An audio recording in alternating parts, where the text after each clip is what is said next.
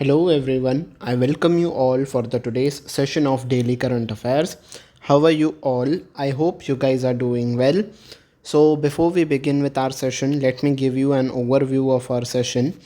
So we discuss the current affairs in the form of MCQs. आपके screen के ऊपर एक ऐसा क्वेश्चन आता है जिसके 4 ऑप्शंस होते हैं. You guys have to tell me the answer. हम आंसर को डिस्कस करते हैं. आफ्टर डिस्कसिंग द आंसर उसके नेक्स्ट स्लाइड पे ही हम ऐसे कुछ इंपॉर्टेंट पॉइंट्स को कवर करते हैं. And at the end of the session हम जो भी हमने न्यूज़ को कवर किया है उसको हेडलाइन के फॉर्म में रिवाइज भी करते हुए चलते हैं. ठीक है, बिकॉज करंट अफेयर्स जितना पढ़ना इंपॉर्टेंट है उतना ही रिवाइज करना भी इंपॉर्टेंट है ताकि आप उसको अच्छे से रिटेन कर पाओ. ठीक है, सो एंड तक बने रहिएगा. बहुत अमेजिंग से क्वेश्चंस हैं. And for the better weaving experience you can watch this session at 1.25x और 1.5x के स्पीड पे भी देख सकते हो, so that you can consume more content in a less time. ठीक है, अपने क्वेश्चन की शुरुआत करते हैं हम लोग. When did Google celebrate its first birthday on September 27? तो 27 सितंबर को गूगल ने अपना बर्थडे मनाना स्टार्ट कर दिया था. वो किस ईयर से उन्होंने स्टार्ट किया है ये आपको बताना है. Yes, correct answer for this question is option number D, यानी कि 2004. तो 2004 में जो है गूगल ने ये डिसाइड किया था कि वो 27 सितंबर से अपना फाउंडेशन डे या फिर बर्थडे एज अ सेलिब्रेट करेंगे. बट गूगल का फाउंडेशन तो 4 सितंबर 1998 को ही हो गया था. बट बिकॉज 1998 से उन्होंने क्या किया था, फिर 7 सालों तक जो है बर्थडे सेलिब्रेट 4 सितंबर को ही किया था. बट 2004 से उन्होंने 27 को सेलिब्रेट करना स्टार्ट कर दिया था. बिकॉज बाय दिस डेट, इस डेट तक उन्होंने सफिशिएंट वेब पेजेस को होस्ट कर लिया था और एक सर्च इंजन के तौर पे वो आके उभर चुके थे. तो जो है गूगल ने डिसाइड किया कि वो सितंबर 27 को अपना बर्थडे मनाएगा. ठीक है, तो that was the basic C news. Next, what is the theme of world tourism day 2024? तो आज ही के दिन हम लोग वर्ल्ड टूरिज्म डे मना रहे हैं. आपको बताना है कि 27 सितंबर को वर्ल्ड टूरिज्म डे का थीम क्या है for the year 2024. Yes, correct answer is option number C, tourism and peace. ये इस साल की थीम है. ठीक है, बहुत सिंपल सी थीम है, आप इसे याद रख लीजिएगा. एंड वर्ल्ड टूरिज्म डे हम लोग 1980 से मनाना स्टार्ट कर रहे हैं. ठीक है, पहली बार इसको 1980 में मनाया गया था. That was the important point. Next, who is the director general of CSIR? CSIR के डायरेक्टर जनरल कौन है ये आपको बताना है. Yes, correct answer is option number B, doctor N Kalai Selvi जी. ठीक है, तो CSIR की एस्टैब्लिशमेंट कब हुई थी? 26 सितंबर 1942 में इसकी एस्टैब्लिशमेंट हो चुकी थी. ठीक है, नेक्स्ट जो भी आपका येलो वाले पार्ट में है वो हेडलाइन पार्ट हम रिवीजन सेक्शन में कवर करेंगे. ठीक है, in which state was the first paperless voting booth used for a panchayat by poll? तो किस स्टेट में पंचायत इलेक्शंस हो रहे थे, बाय पोल्स हो रहे थे, मतलब फिर से उस कॉन्स्टिट्यूंसी में पोल हो रहा था.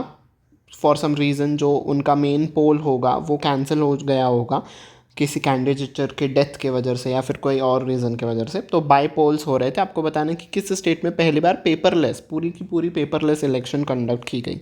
Correct answer is option number B, Madhya Pradesh. ठीक है, तो फर्स्ट पेपरलेस इलेक्शन कहाँ पे हुई? मध्य प्रदेश में ही. किस डिस्ट्रिक्ट में? भोपाल डिस्ट्रिक्ट में कंडक्ट की गई थी. ठीक है, तो बस यही याद रख लेना आप लोग. This can be important from your exam point of view. अगले क्वेश्चन की तरफ चलते हैं. What is the name of Uttar Pradesh first scheduled airline? तो उत्तर प्रदेश की पहली शेड्यूल्ड एयरलाइन का नाम क्या है ये आपको बताना है. ठीक है, correct answer is option number C, B, Shankh air. ठीक है, तो शंक एयर होगी उत्तर प्रदेश की पहली शेड्यूल्ड एयरलाइन. ठीक है जी, तो बस इसको शेड्यूल्ड है यानी कि अभी इसको फाइनल अप्रूवल नहीं मिलना है. तो फाइनल अप्रूवल जब DGCA से मिल जाएगा तो वो ऑपरेट करना स्टार्ट कर देंगे. किन के बीच में पहले शुरुआती तौर पे ऑपरेशन होगा? लखनऊ और नोएडा के बीच में जो है एयरलाइन का ये ऑपरेशन चलेगा. ठीक है जी, नेक्स्ट न्यूज़ की तरफ चलते हैं हम लोग और आपको बताना है विच स्टेट लॉन्च्ड बाना खही scheme to support the farmers and entrepreneurs? तो अपने स्टेट के फार्मर्स और एंटरप्रेन्योर्स को सपोर्ट करने के लिए किस स्टेट ने बाना कही स्कीम को लॉन्च किया है? Correct answer for this question is option number B, Mizoram. ठीक है, तो मिज़ोरम ने इस स्कीम को लॉन्च किया है. और बस जैसे कि आपको हमने क्वेश्चन में ही पढ़ा था कि इस स्कीम का एम था कि वो फाइनेंशियल एड दे सके फार्मर्स को और एंटरप्रेन्योर्स को, तो ये स्कीम लॉन्च की गई है। इसमें एक पैकेज दिया जाएगा 50 लाख रुपए तक का, कोलैटरल फ्री लोन्स दिए जाएंगे, ठीक है। और अगर आप सही टाइम से लोन की पेमेंट कर रहे हैं तो इंटरेस्ट सबवेंशन भी अप्लाई होगा, इंटरेस्ट भी माफ़ कर दी जाएगी। तो ये कुछ बेनिफिट्स हैं इस स्कीम के, ठीक है जी। Next question, which state launched CM साथ scheme to support the meritorious students. तो जो मेरिटोरियस हैं यानी कि अच्छा है, पढ़ाई में अच्छा प्रदर्शन जिन स्टूडेंट्स ने किया है उनके लिए CM साथ स्कीम को लॉन्च किया गया है, किस स्टेट में, ये आपको बताना है। Correct answer for this question is option number B, Tripura. तो त्रिपुरा ने लॉन्च की है CM साथ स्कीम, ठीक है। इस स्कीम के तहत क्या होगा, 60,000 रुपीज़ जो होंगे वो आपके दिए जाएंगे टू मेरिटोरियस स्टूडेंट्स। तो एक साल में 60,000 दिया जाएगा, एवरी मंथ 5,000 रुपीज़। तो ऐसे कितने महीनों तक दिया जाएगा, 12 महीनों तक। तो 12 5 60, राइट। तो 60,000 रुपीज़ दिए जाएंगे मेरिटोरियस स्टूडेंट्स को। टोटल कितने स्टूडेंट्स को 60,000 रुपीज़ दिए जाएंगे, टोटल 200 स्टूडेंट्स होंगे जिनको 60,000 अमाउंट दिया जाएगा। और जो हर एक डिस्ट्रिक्ट में से लिए जाएंगे, तो जो डिस्ट्रिक्ट ऑफिसर होंगे एजुकेशन डिपार्टमेंट के, वो सिलेक्ट करेंगे 100 स्टूडेंट्स को फ्रॉम माध्यमिक लेवल। तो जो सेकेंड मिडिल लेवल होता है वहाँ से 100 स्टूडेंट्स को सिलेक्ट किया जाएगा, और जो हायर सेकेंडरी लेवल है वहाँ से 100। तो यहाँ से 100 प्लस यहाँ से 100, दोनों मिला के 200 स्टूडेंट्स को जो है ये स्कीम का फ़ायदा मिलेगा, ठीक है जी। I hope this news is clear to you. Next, which Indian ministry oversees the implementation of biodiversity beyond national jurisdiction agreement। तो BBNJ एग्रीमेंट को कौन ओवरसी कर रहा है, मतलब इसको इम्प्लीमेंट करने की जिम्मेदारी किस मंत्रालय की है, ये आपको बताना है। Correct answer is option number A, ministry of earth sciences, ठीक है जी। इंपॉर्टेंट पॉइंट्स को देख लेते हैं। इंडिया जो है इस एग्रीमेंट को साइन करेगा, और ये एग्रीमेंट किन के अंडर आता है, UNCLOS यानी कि United Nations convention on the law of the sea. तो इनके तहत ही ये जो है BBNJ एग्रीमेंट आता है, ठीक है। BBNJ एग्रीमेंट बेसिकली वो होता है, सपोज़ यहाँ पे हमारा इंडिया है, राइट।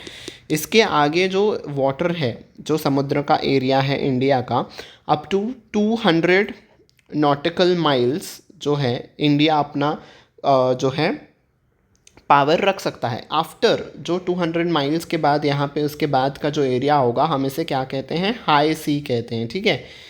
जहाँ पे किसी एक पर्टिकुलर कंट्री का कंट्रोल नहीं रहता है, वो कॉमन रिसोर्स एरिया रहता है जहाँ पे हर एक कंट्री आके रिसर्च कर सकती है, मिनरल्स को एक्सट्रैक्ट कर सकती है, ठीक है। बट ये जो मैंने आपको 200 नॉटिकल माइल्स वाला एरिया बताया था, यहाँ पे सिर्फ इंडिया का ही जो है एक्सक्लूसिव कंट्रोल रहता है, ठीक है। फॉर दैट मैटर यहाँ पे कोई भी कंट्री आप ले सकते हो, ठीक है। जो 200 नॉटिकल माइल्स के क्षेत्र के बाहर, जो किसी कंट्री के क्षेत्र के बाहर का जो वाटर्स आते हैं, जो ओशियन वाला एरिया आता है, हम उसे हाई सी कहते हैं। तब जो अब हमने पढ़ा था कि हाई सी में सभी कंट्रीज़ का इक्वल शेयर रहता है। तो ऐसा हो सकता है ना कि कोई कंट्री ज़्यादा एक्सट्रैक्शन कर ले, ठीक है, अनसस्टेनेबल तरीके से, है ना, हद के पार कोई मिनरल को एक्सट्रैक्ट कर ले, है ना, फिशिंग बहुत अलग ही लेवल पे कर ले वो लोग, है ना, ताकि फिर इससे सब चीज़ से क्या होगा, इकोसिस्टम डैमेज होगा। ऑफ कोर्स जब यहाँ पे चीज़ें बिगड़ेंगी तो पूरे ओशियन में उसका इफेक्ट दिखेगा, राइट।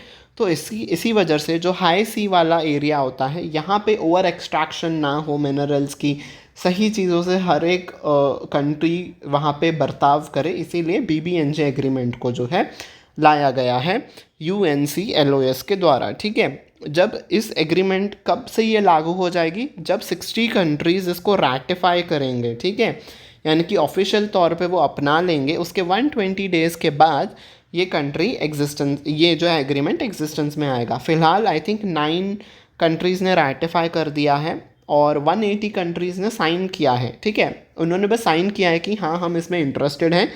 अब हम इसके बाद अपने कंट्री में जाएंगे, अपने पार्लियामेंट में डिस्कशन करेंगे, डिबेट करेंगे, उसके बाद हम आपको बताएंगे कि हमें ज्वाइन करना है या नहीं। That is called a signing an agreement. But ratify करना इज़ ऑफिशियली मेंबर बन जाना उस एग्रीमेंट का, इस रैटिफाई। तो ऐसे 9 मेंबर्स ही बने हैं। 60 मेंबर्स जब हो जाएंगे उसके 120 डेज़ के बाद वो जो है एप्लीकेबल हो जाएगा एग्रीमेंट उन कंट्रीज़ के ऊपर, ठीक है। I hope this news is clear to you. थोड़ा एक्सप्लेनेशन वाला न्यूज़ था तो मैंने आपको समझा दिया ताकि आपको क्लियर हो जाए सारी की सारी चीज़ें। Where was the one of the Param Rudra super computers diploid. तो 2 सुपर कंप्यूटर्स जो है पीएम मोदी जी ने डेडिकेट किए कल ही के दिन इंडिया को।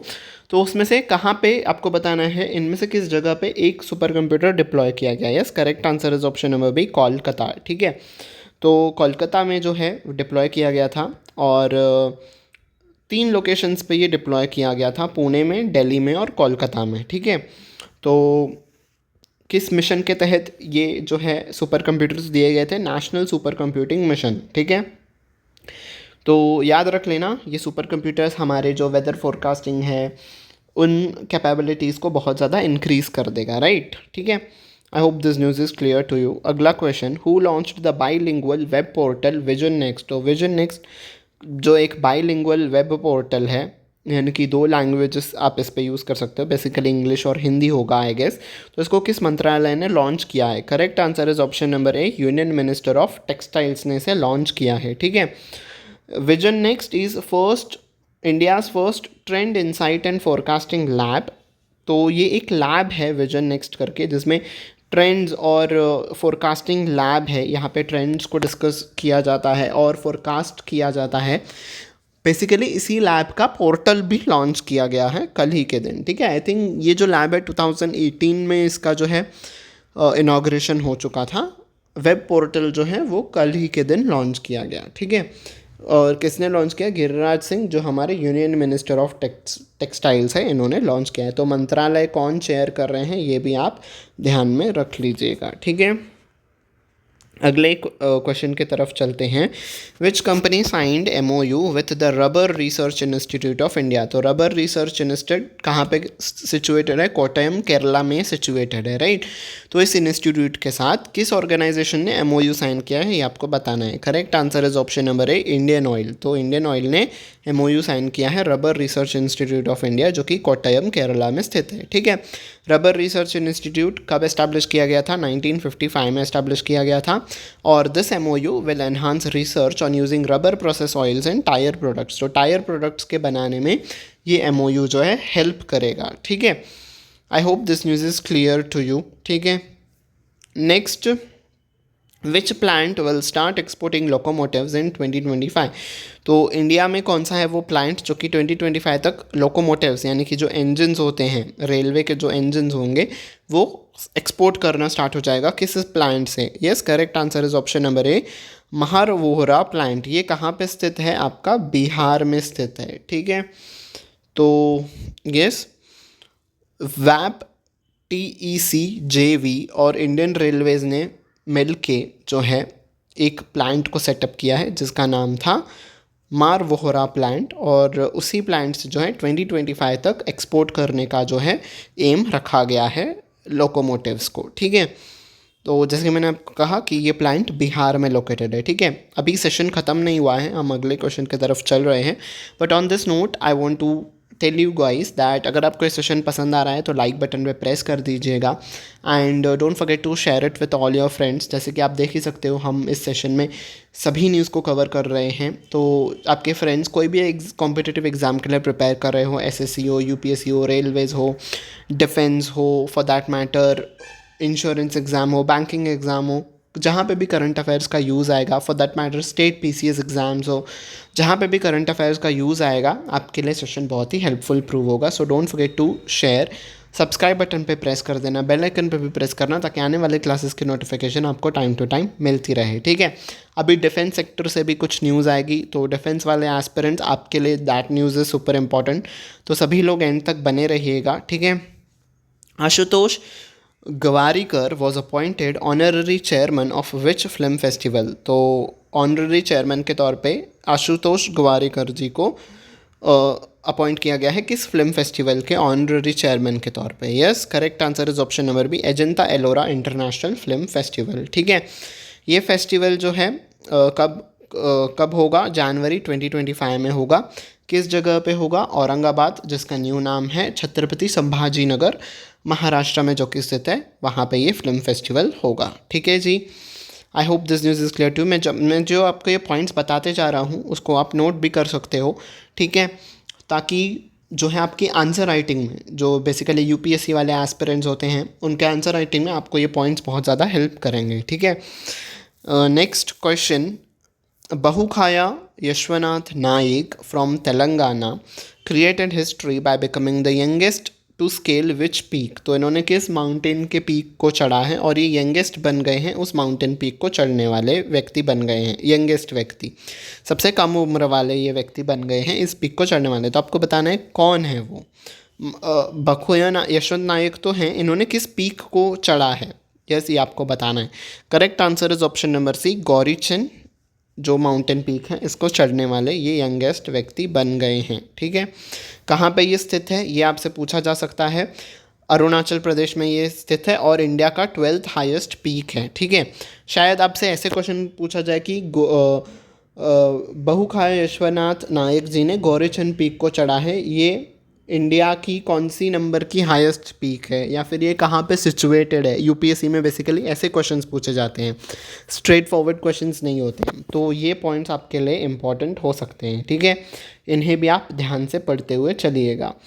Next, which company decided to create military MRO subsidiary in India. तो किस कंपनी ने डिसाइड किया है कि वो अपना एक मिलिट्री एमआरओ यानी कि एक अपनी सब्सिडरी ऑफिस या फिर वर्कशॉप यहाँ पे खोल देगा इंडिया में। Correct answer is option number C, Dassault Aviation, ठीक है।